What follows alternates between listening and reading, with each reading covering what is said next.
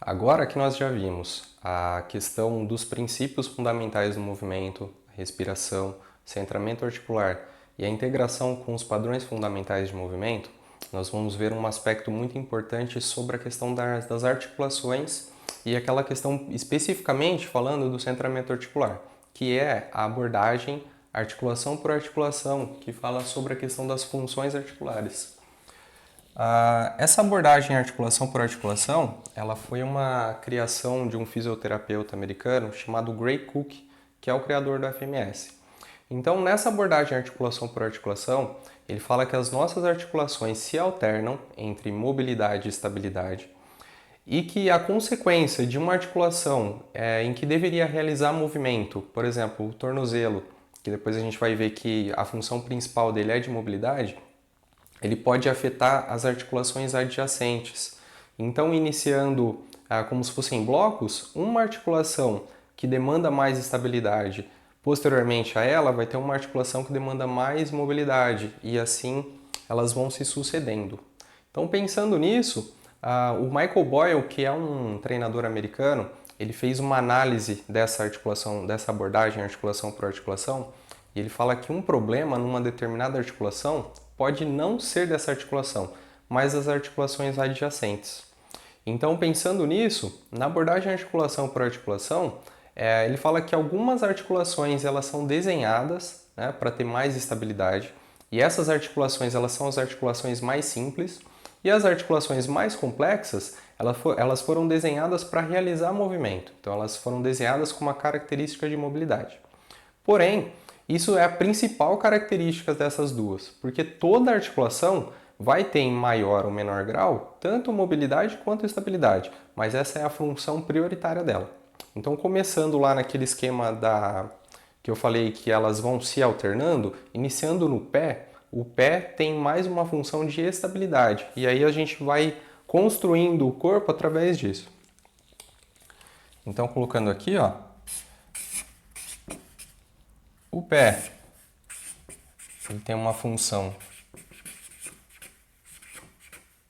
de estabilidade. Depois, na sequência, o tornozelo de mobilidade.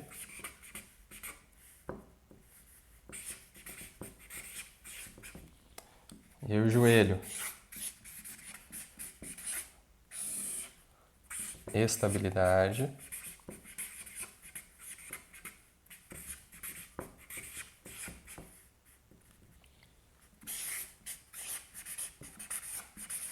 O quadril, uma função de mobilidade.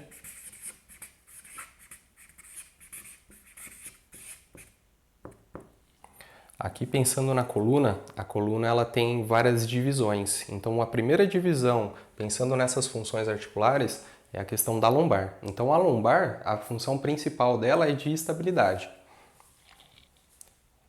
Então aqui, ó, lombar.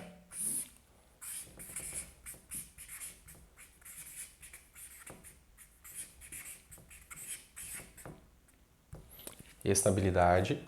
Depois da coluna lombar, a coluna torácica, ela é desenhada para realizar mais movimentos.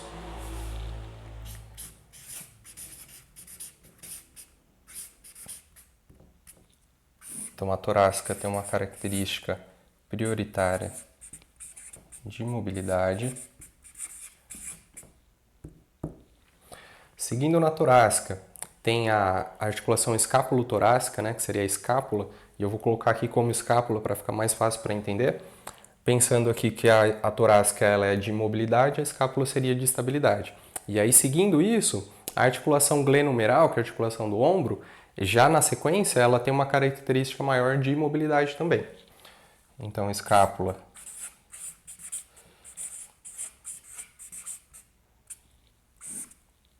estabilidade.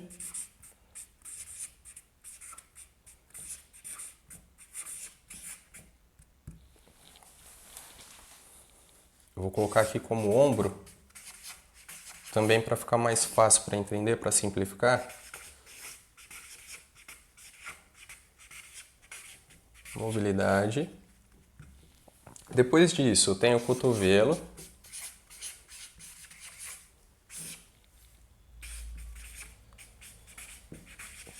Estabilidade.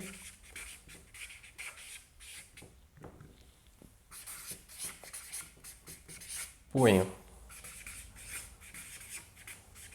Mobilidade. E a mão também de estabilidade, assim como o pé.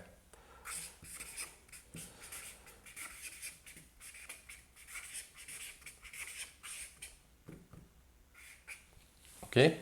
Então, pensando nesse formato, o meu pé, ele precisa ser estável para que haja uma boa mobilidade do tornozelo. E o tornozelo se movimentando bem, tendo uma boa mobilidade, ele vai permitir uma boa estabilidade do pé e uma boa estabilidade do joelho. E assim sucessivamente. As articulações elas vão se alternando, né? Como estabilidade, estabilidade, estabilidade, estabilidade e estabilidade. Então aqui diz muito respeito à questão dos músculos estabilizadores, como a gente viu na aula sobre centramento articular. Os estabilizadores locais, eles precisam exercer a função deles para permitir uma boa estabilização dessas regiões. E essas regiões bem estabilizadas vão permitir que haja movimento no tornozelo, no quadril, na coluna torácica, no ombro e no punho, de uma forma que não haja compensações. Então, quando eu faço um movimento de mobilidade e em relação ao exercício essa é uma dissociação, é preciso que algumas estruturas estabilizem, que algumas estruturas formem como se fosse uma base, uma estrutura, para que outras articulações possam se movimentar. Então, quando eu realizo um movimento, esse movimento ele tem que acontecer nessas articulações que são originalmente desenhadas para a mobilidade. O movimento compensatório é exatamente quando uma dessas articulações não está exercendo o papel delas, e aí elas vão trazer alguns malefícios, algum movimento compensatório nas articulações ou nas regiões que teoricamente deveriam ser estáveis. E isso são as disfunções. Se as funções articulares são esses papéis em cada uma dessas articulações, as chamadas disfunções é quando há uma compensação, né, um excesso de movimento onde não deveria haver movimento, ou pouco movimento, né, uma hipomobilidade em regiões que deveriam se movimentar bem. Então, pautado nisso, é que eu consigo avaliar um movimento e dizer se esse movimento está acontecendo de forma correta ou não. E a gente vai ver nessa parte teórica aqui das funções articulares, mas a gente vai ver o sistema corporal, que é quem realmente dita as regras, né? São os mecanismos que vão ditar as regras entre mobilidade e estabilidade e que vão realmente controlar isso, e através desse entendimento do sistema corporal a gente vai entender como corrigir, como aplicar isso na prática. E como a gente vai avaliar isso em relação aos exercícios. Então, o próximo passo das aulas teóricas é entender essa questão do sistema corporal, ok? Então, nos vemos na próxima aula.